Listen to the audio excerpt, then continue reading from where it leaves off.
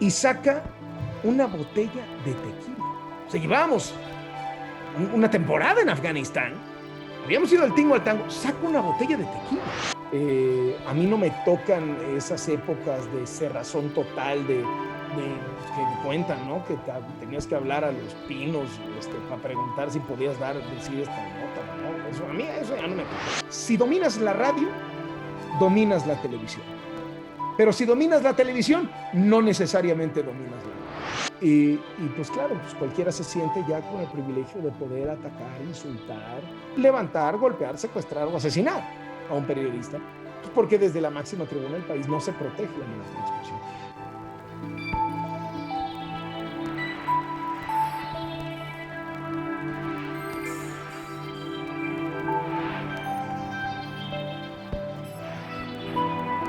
Nuevamente, amigos, ¿cómo están? Me da mucho gusto saludarles a través de este nuevo canal de la Academia Mexicana de la Radio. Ya listos para conversar con una personalidad más de este medio. Recuerde, son 100 años de la radio en México y le estamos ofreciendo 100 personalidades de este medio. Créanmelo que nos hemos sorprendido, nos lo hemos pasado muy bien, hemos aprendido muchísimo de cada uno de nuestros invitados, nos han hecho recordar grandes momentos de la radio y el día de hoy no es la excepción. Tenemos a un periodista todoterreno, columna en el periódico El Universal, que digan lo que digan, es uno de los grandes periódicos de este país, los años que lleva nada más.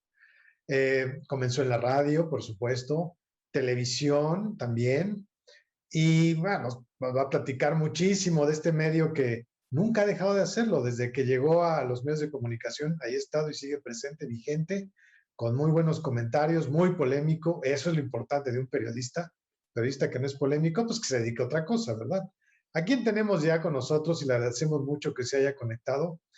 Al buen Carlos Loret de Mola. Carlos, ¿cómo estás? Y gracias por aceptar esta entrevista. No, hombre, Cuauhtémoc, muchísimas gracias. Es un honor estar con ustedes y celebrar los 100 años de la radio en México juntos. Sí, bien lo has dicho, 100 años de la radio. Y preguntarle, como le hacemos a todos nuestros invitados, Carlos, vámonos a Mérida cuando eras pequeño. ¿Qué escuchabas? ¿Qué programas o qué estaciones de radio escuchabas ahí en tu natal Mérida? Fíjate que la radio, y lo confieso todos los días, es mi medio de comunicación favorito.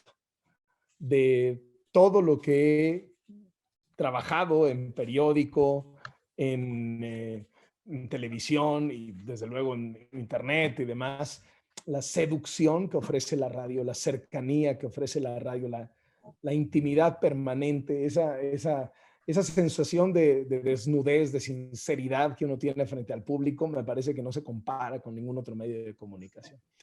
Pues yo recuerdo haber ido de la escuela escuchando en la radio a Cricri con el caminito de la escuela. Lo ponían mi mamá cuando me llevaba a la escuela y era pues prácticamente una religión, porque además pues siempre era la misma canción a esa hora, ¿no? Entonces, caminito de la escuela, escuchábamos permanentemente la radio.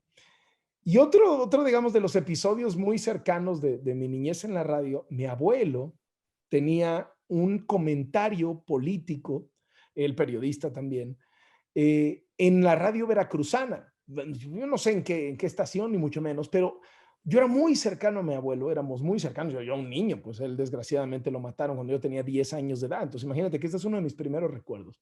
Pero él se ponía el teléfono, ya sea en su casa o cuando venía a visitarnos en la nuestra y demás. Y yo como siempre estaba muy pegado a él. Recuerdo que levantaba el teléfono y empezaba su comentario y decía 5, 4, 3, 2. Amable auditorio veracruzano. Siempre empezaba así, ¿no? Amable auditorio veracruzano. Entonces, yo lo tengo tatuado eso prácticamente. Pasa el tiempo, ¿no? Pasa el tiempo y pues la radio te acompaña permanentemente, la radio te presenta algunos de los, digamos, de los artistas y de las canciones. Ya cuando llego a la universidad, WFM, curiosamente WFM, me acompañaba en mis tardes de estudio, ¿no? Martín Hernández, por ejemplo. Entonces nos reuníamos el grupo de amigos que estábamos en la universidad, en el ITAM, estudiando economía, etcétera, y poníamos ahí un ratito la radio y nos distensaba muchísimo, nos despejaba y bueno, pues otra vez a darle un rato y terminé trabajando ahí, ¿no? Imagínate, en una W pues ya más bien como radio hablada, etcétera, etcétera. Y fue justo en esa emisora donde tuve mi primera oportunidad, digamos, en una FM, porque pues, antes había yo iniciado como reportero. O sea, mi primera oportunidad en la radio que tuve, punto, como reportero, fue en Radiópolis, ¿no? Donde pertenece WFM, y luego pues así se fueron dando las cosas poco a poco. Qué interesante, Carlos. A ver, platícanos entonces, ¿cómo se dio ese primer momento para ya entrar profesionalmente a la radio? Bien lo has dicho, Radiópolis.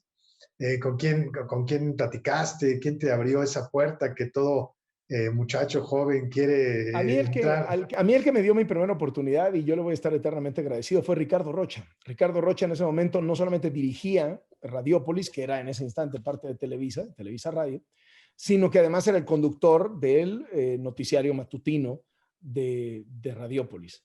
Y entonces Ricardo me da mi primera oportunidad como reportero. Entonces yo empiezo como reportero cubriendo a los reporteros que descansaban. Entonces, si el lunes descansaba el de policía, pues yo daba las notas policíacas. Si el martes descansaba el de la Cámara de Diputados, pues yo reportaba a la Cámara de Diputados. Si el miércoles descansaba el que andaba en la bolsa de valores y en los organismos empresariales, pues yo el miércoles daba economía. Entonces, digamos que yo lo que hacía al inicio de mi carrera era suplir al reportero que iba descansando cada día. Entonces, cada día yo hacía algo distinto, daba alguna noticia distinta. Y a veces días, si se iban de vacaciones, de pronto, oye, pues el de policía se va a ir una semana de vacaciones, pues una semana dándole a la nota policíaca como reportero. Oye, que el de presidencia se va a ir de descanso una semana, pues una semana viajando con la fuente presidencial, en el avión y siguiendo al presidente, etcétera. Entonces fue la manera en como poco a poco fui metiéndome como reportero en la radio, en la XQ y en la XCW, ¿no? Que era como la dupla de estaciones en donde estaban los noticieros en ese momento, y digamos el comandante de toda esa fuerza de noticias era en ese momento Ricardo Rocha. Todavía recuerdo, Carlos, esos reportes nocturnos a las 5 de la mañana, que ya venías de haber pues, buscado toda la información, en este caso de seguridad. Horario estelar, Carlos, era el horario estelar, lo que había, ¿no? Claro, a la hora que fuera, había que, no, a ver, yo era un apasionado de esto. Y si había que pasar reporte a las 5 de la mañana, a las 5 de la mañana dábamos el reporte de vialidad, di reportes de vialidad, di reportes policíacos de ejecuciones, muertes, accidentes, ¿verdad? O sea, pues era lo que me tocaba como reportero cubrir, y ahí había que estar al frente. Y yo creo que eso a mí me formó y aprendí una barbaridad en el tiempo que estuve yo haciendo eso. Después, finalmente se abre una vacante en el área de economía, que es un poco muy fuerte porque yo estudié la licenciatura en economía, y ya me quedo como reportero de asuntos económicos durante una larga temporada. Pero todo mi inicio fue de suplente, entonces fui aprendiendo un poquito de todas las fuentes, como se les conoce en el argot, y eso me permitió entender muchísimo cómo son las cosas en el periodismo, particularmente el radiofónico. Platicar a la gente, Carlos, te tocó la etapa de que ya había teléfonos celulares. Sí. Entonces, medianamente, como que hacer tu reporte, independientemente de donde te tocara, pues era ligeramente fácil, ¿no? O sea, te llamaban, tú llamabas y listo. Pero ¿cuándo se dio el siguiente paso? El ya más o menos tener una conducción de un noticiero, de un programa completo, Carlos. Bueno, al principio, cuando estábamos como reporteros, viajábamos todos los reporteros con una grabadora de marca Marantz, nunca se me va a olvidar, que pesaba como 7, 8 kilos y era muy grande. Es decir, yo la compararía como si apiláramos unas 5 laptops, ¿no? Más o menos de ese tamaño, pero si apilamos 5 laptops y la cargamos con una cinta al hombro, como la bolsa de mujer, digamos, esa era la manera en cómo estábamos. Y ahí, a esa Marantz, que se grababa con cassette, iba un micrófono conectado, que era pues el que era con el audio. Entonces, con el teléfono celular, que pues era un ladrillo en ese instante, era una cosa muy grandota, no este diseño fantástico que tenemos hoy, no, era un ladrillote, pues, ¿no? Pegabas el teléfono a la bocina del Amarantz y entonces ahí tú ibas combinando tu voz con la voz de la persona que habías entrevistado o el testimonio que querías presentar.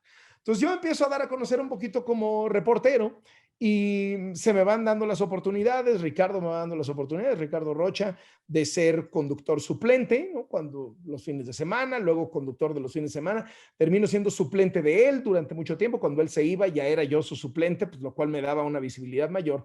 Y mi primera oportunidad en lo individual me la ofrece Carlos Quiñones, que en paz descanse, desgraciadamente murió hace poco, yo siempre tengo un gran recuerdo de él, el dueño de Radio 13, una estación de AM que todavía está ahí en escena, y él me da la oportunidad de ser el conductor del noticiario matutino de su estación, pues teniendo yo, te voy a decir, 25 años de edad, ¿no? O sea, estaba yo muy chavo, y en ese momento me independizo yo, digamos, de Ricardo Rocha, ya empiezo yo mi propio camino sin su guía, ya no a su vera, y empiezo mi propia trayectoria. Y a partir de ahí me busca la W, digamos, para saltar de una estación AM a una estación FM, que siempre tiene, digamos, que muchísimo mayor alcance. Y más o menos en esas fechas, paralelamente, empiezo a tener una carrera en la televisión. Pero, digamos, yo me di a conocer a nivel México como en el gremio, pues no es que yo hubiera sido conocido ni mucho menos, pero en el gremio, pues yo empecé como reportero de radio y como conductor de radio y ya después se dio lo de la televisión. Mucha gente me ubica pues más por la televisión, por la penetración y demás, pero mi origen es totalmente radiofónico en la Ciudad de México. Ahora, todo eso que aprendiste y que bien dices te curtió en estos diferentes frentes de la radio, llegas a la televisión. ¿Qué te llevaste de la radio que lo aplicaste en la televisión, Carlos? Yo creo que si no hubiera tenido la formación de la radio, nunca me hubieran dado la chamba en la televisión. Porque tú cuando estás en la televisión, yo siempre digo que el medio de comunicación más difícil de todos es la radio. ¿Por qué? Porque, por ejemplo, si vas a escribir una columna para un periódico o un reporte para un periódico, pues tienes un chorro de tiempo. Digo, tienes más, o sea, no tienes que improvisar, puedes corregir, regresas, borras un párrafo, cambias un párrafo de lugar, empiezas de una manera, si no te gusta lo cambias. Si estás en la televisión, tienes el invaluable apoyo de la imagen, no tienes que echar mano del lenguaje, simplemente digan, mire lo que pasó y pum, lo corres. Pero cuando estás en la radio, tienes que hacer un permanente ejercicio de descripción. Y lo más que te puedes ayudar es el sonido y tu entonación, pero es echar mano del español, es aprovecharte del castellano y extenderlo y estirarlo y jugar con él permanentemente para poder llevar a la gente a los sitios en donde tú estuviste. Y eso yo creo que fue algo que me dio una ventaja comparativa enorme en la televisión, porque cuando a mí digamos, cuando me hicieron mi primera audición en la televisión, me pidieron muchísimo improvisar. Mucho más que leer el teleprompter, lo que me evaluaron mucho fue la improvisación. Me hicieron leer el teleprompter, sí, pero luego me hicieron improvisar muchísimo. Y a mí no me costó nada de trabajo porque estaba absoluta y totalmente acostumbrado a eso. Es decir, en los noticiarios de radio, tú estás hablando y prácticamente estás improvisando todo el tiempo. Tienes alguna referencia, alguna guía, pero puedes hablar y estás acostumbrado a describir y a decir y a preguntar y a extenderte. Entonces, esa seguridad de no quedarte en silencio, de valorar los silencios y usar los silencios como parte de un efecto de comunicación y no como una muletilla, no como el arrinconamiento de quien ya no sabe qué hacer o no puede, sino como una más de las herramientas, pues creo que eso te da una ventaja enorme en la televisión. Alguna vez alguien me dijo, no recuerdo quién, pero alguien me dijo, creo que fue el propio Rocha, si dominas la radio, dominas la televisión. Pero si dominas la televisión, no necesariamente dominas la radio. Luego yo ahí le pondría una arista, porque a mí lo que me pasó después es que cuando yo empiezo a hacer televisión, yo era muy radiofónico. Y si tú sigues, digamos, mi trayectoria en la tele, por ejemplo, yo te pondría un paralelismo totalmente distinto. Una reportera y conductora que yo admiro profundamente por la manera en cómo entiende y expresa el lenguaje televisivo, amén otras cosas, ¿no? Pero esa virtud en particular es Carla Iberia Sánchez. Carla Iberia parece que piensa en televisión. Yo pienso en radio y a mí eso nunca se me quitó.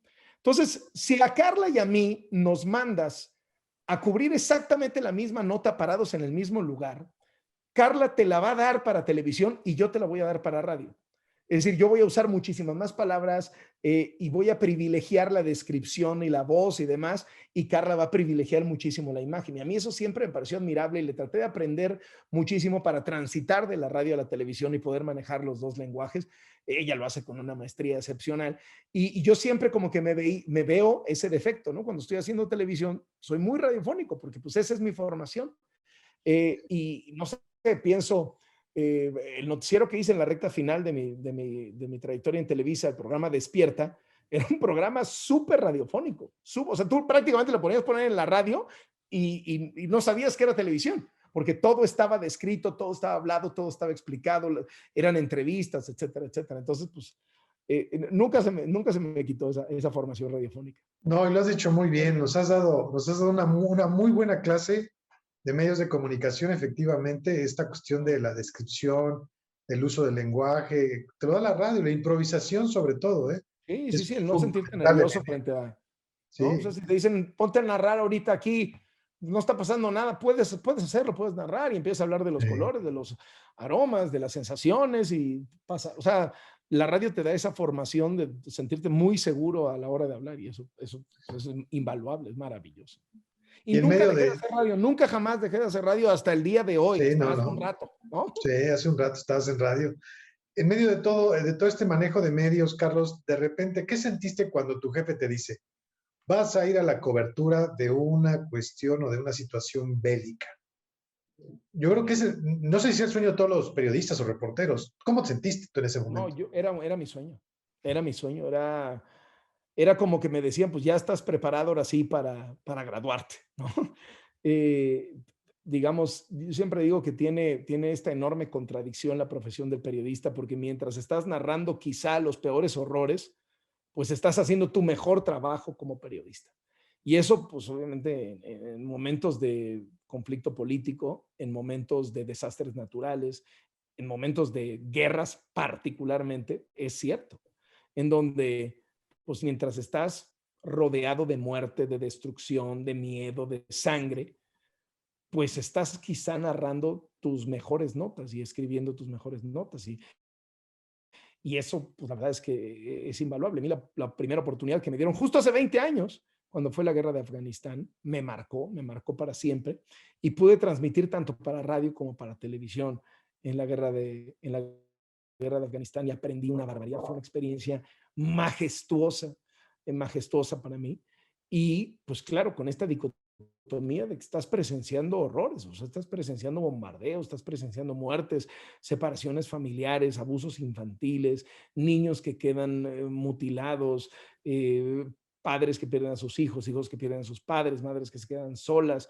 No, no, no, no, no. A ver, la guerra concentra toda la pudredumbre que hemos construido paralelamente a las grandes cosas que hemos hecho como raza y como especie.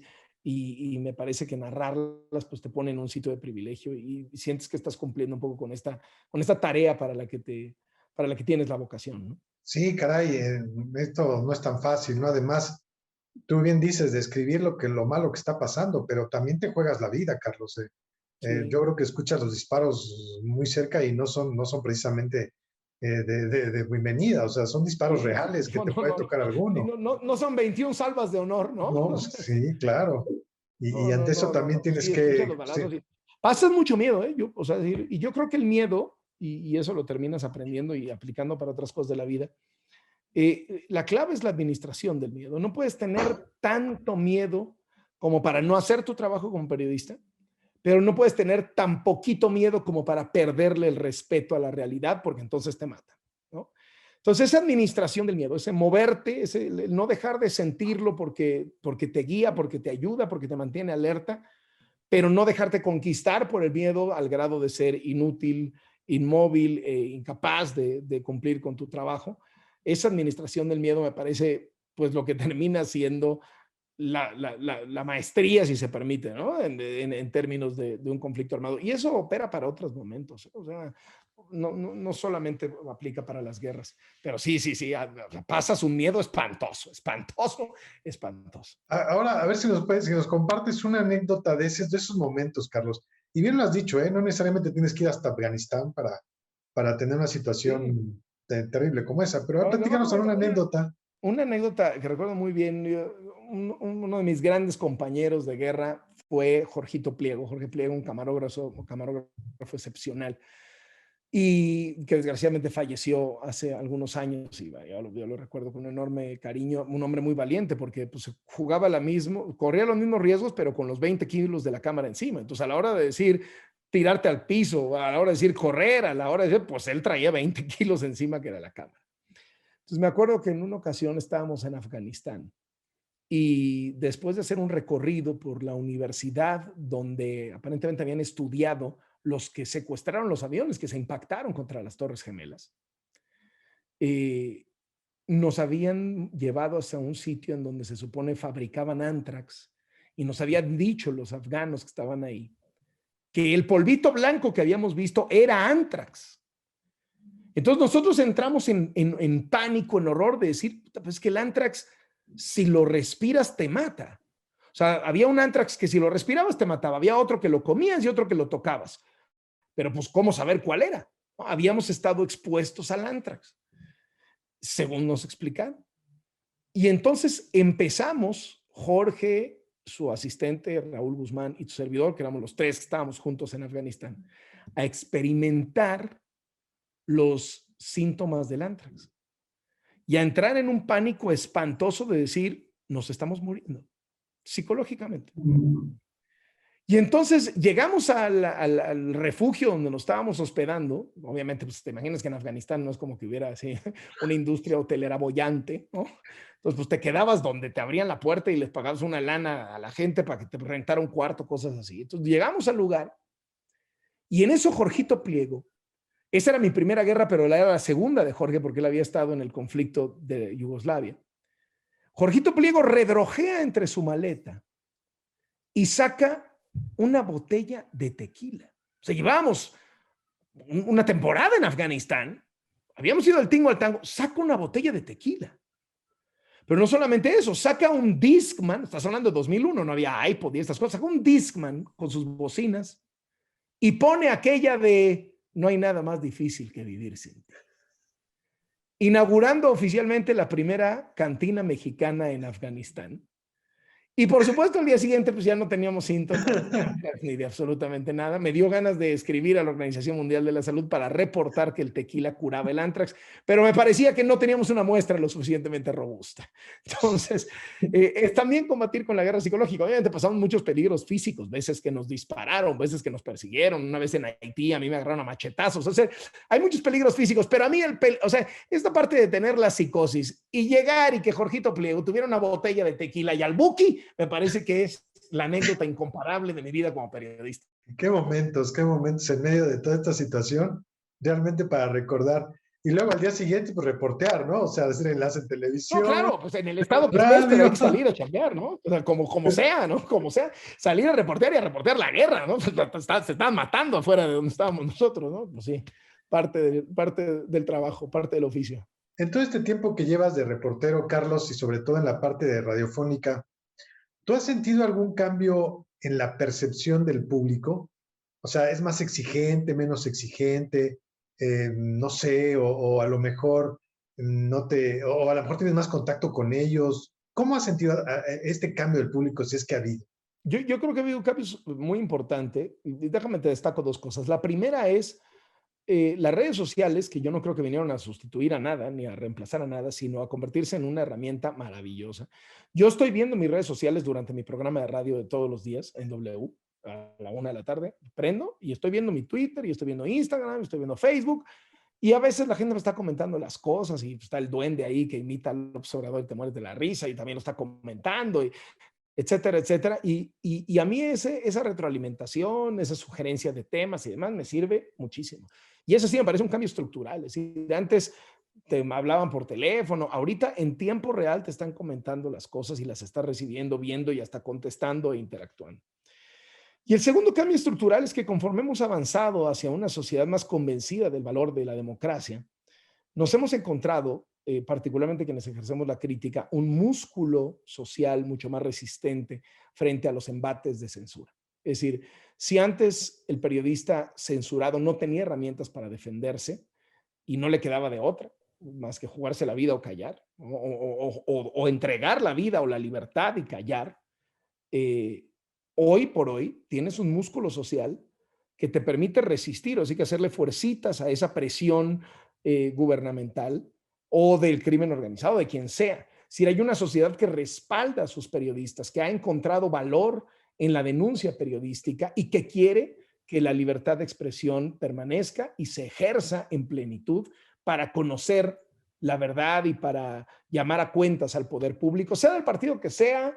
Y como te digo, no solamente pienso en la política, pienso también en el narcotráfico, pienso en quien sea, ¿no? Y creo que esa revaloración de la sociedad hacia los periodistas viene a ser un músculo, ¿no? Es decir, un músculo para resistir los amagos e intentos de censura, los ataques, los linchamientos, las calumnias permanentes, etcétera. Pues claro que es un cambio estructural tremendo, tremendo. Ya no tenemos una sociedad que baja la cabeza, se cruza de brazos o voltea hacia otro lado o se resigna. No, tenemos una sociedad que sale y defiende los valores democráticos, sale y defiende las cosas que han mejorado en el país a lo largo de los años. Has vivido varias etapas del periodismo, desde la situación gubernamental. En este momento, ¿tú cómo te sientes como periodista? ¿Te sientes con esta libertad o afortunadamente hay muchos medios en los que se puede ejercer la libertad de prensa? Yo creo que o sea, a mí me tocó ya una parte bastante privilegiada, la verdad. O sea, yo comienzo mi carrera un poco de la mano de la apertura, ¿no? A mí no me tocan esas épocas de cerrazón total, que cuentan, ¿no? Que tenías que hablar a los pinos para preguntar si podías decir esta nota o no. A mí eso ya no me tocó. O sea, yo cuando empecé incluso como reportero, siempre tuve una enorme libertad. Claro, hay presiones y hay cabildeos y a ver, y de pronto crujen, ¿no? Pero no me enfrenté a los episodios que se enfrentó pues la generación anterior a la mía. Bueno, no te voy a decir a mi abuelo, ¿no? Que lo mataron, ¿no? Cosas de esa naturaleza. Bueno, si yo hubiera vivido en la época de mi abuelo, pues seguramente también, o sea, un periodista con el ejercicio crítico que yo hago actualmente, en la época de mi abuelo, pues también me hubieran matado, ¿no? O no sé qué me hubieran hecho, pero no estaría yo aquí, ¿no? Eso sí lo tengo clarísimo, no estaría yo al aire. Creo que eso es un avance de la sociedad, eso no es una concesión de los gobiernos. Hoy por hoy, pues tenemos preocupantemente a un presidente que ha hecho del ataque a la prensa un deporte cotidiano, ¿no? Yo creo que por más que se le han hecho llamados, el presidente no entiende que esto pone realmente en riesgo a los periodistas, particularmente en un país como México, en donde pues, tenemos el primer lugar mundial, primero o segundo, competimos con Siria, en donde hay una guerra civil desde hace una década, ¿no? Para que nos entendamos. Donde han intervenido potencias extranjeras. Es decir, no tendríamos por qué estar en ese lugar y estamos en ese lugar entre los más peligrosos para ejercer al periodismo en el mundo. Y de manera muy irresponsable, el presidente de manera cotidianamente ataca a los periodistas y nos pone en la palestra, porque las palabras pesan, y más las palabras de un presidente, y más las palabras de un presidente poderoso. Y de las palabras a los hechos hay verdaderamente un tramo muy corto, un puente muy estrecho. Pues claro, pues cualquiera se siente ya con el privilegio de poder atacar, insultar, levantar, golpear, secuestrar o asesinar a un periodista, pues porque desde la máxima tribuna del país no se protege la libertad de expresión. Yo no estoy en contra de un presidente que conteste las críticas, pero este presidente no contesta las críticas. Es decir, no sé, nosotros en W Radio sacamos al principio del sexenio las 23 casas de Manuel Bartlett. Entonces, ¿qué hizo el presidente? Me dijo corrupto. Oiga, lo que quiera, pero ¿y las casas de Bartlett? O sea, ¿hay alguna que no sea de él? ¿No dije la verdad? O sea, estos documentos del registro público de la propiedad con las 23 casas son incorrectos, son falsos, están falsificados, son mentiras. No. El presidente, ante cualquier cuestionamiento, ataca con una descalificación personal. Eso no es derecho de réplica. Eso es violar y vulnerar la libertad de expresión. Y me parece que es una práctica terrible. Ejercer la libertad de expresión en México hoy tiene un altísimo costo. ¿Se puede ejercer? Claro que sí, aquí estoy, ¿no? Pero tiene un altísimo costo, serio, grande, fuerte, y pues si estás dispuesto a pagarlo, a correrlo, a que te pasen cosas, pues lo puedes ejercer, ¿no? Sí, totalmente de acuerdo contigo, Carlos. O sea, no es nada más decir, sino, bueno, tiene derecho de réplica, pero que te demuestre lo contrario, ¿no? Claro, que Para eso. replique la nota, no que insulte al periodista, Sí, ¿no? claro, no tiene ningún sentido y entonces genera esta No, lo bola de mismo me pasó nieve. cuando sacamos los videos de Pío López Obrador. Pues Sí, sí, no desmintió los videos, pues no se pueden desmentir. Están los videos de su hermano recibiendo dinero sí, clandestinamente, cash, en bolsas, ¿no? ¿Qué hace? Te insulta, ¿no? Insulta al periodista. Pero bueno, ya la historia lo pondrá en su lugar. totalmente de acuerdo, Carlos.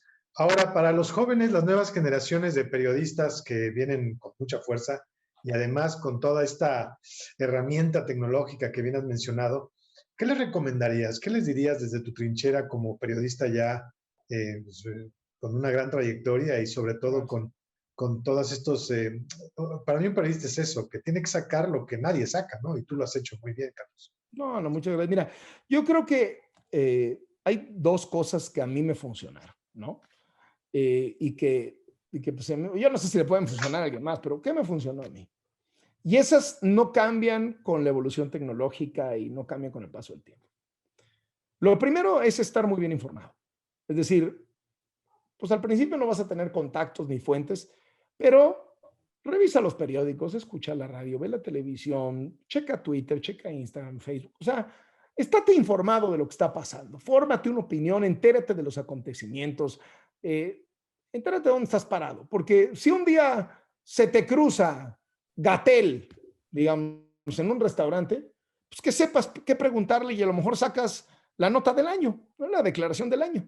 Entonces, primero estar muy bien informado y eso hace 20 años, hace 50 o dentro de 20 va a seguir siendo un valor.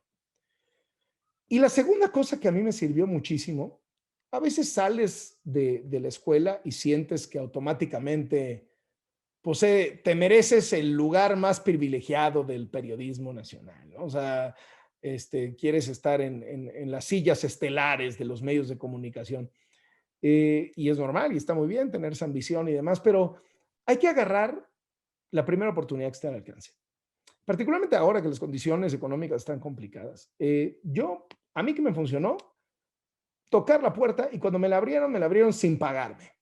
Y dije, ya, yo voy, yo lo que quiero, afortunadamente tenía una condición económica familiar que me permitía hacer eso.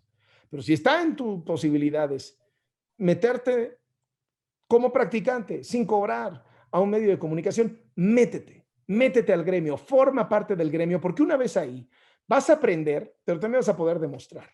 Y ese aprendizaje de años de experiencia y tener contactos, de pronto te vas a enterar que si estás trabajando en estación de radio, y fíjate que no sé qué periódico andan buscando a alguien, ¿no? Y tú ya tienes experiencia, ya sabes el argot, ya sabes cómo se maneja, y ¡pum! Obtienes tu primera chamba. Y así va subiendo. O sea, yo empecé en la XQ, una estación AM, como reportero suplente, los sábados y domingos, esto en la Ciudad de México, pues en Mérida ya había yo chambeado en un periódico, pero digamos en la Ciudad de México, en la radio, empecé en la XQ, una estación AM, los fines de semana como reportero suplente, me daban chance en los noticieros de sábado y domingo, en la tarde, de pasar un reporte, una crónica, y de pronto me decían, oye, pues ve a ver cómo está la basura en el centro histórico, ¿no? Esas eran mis primeras asignaciones, lo recuerdo muy bien. Oye, va a hacer una crónica de cómo es un domingo en el mercado de la Merced. Ah, bueno, pues voy a sonar.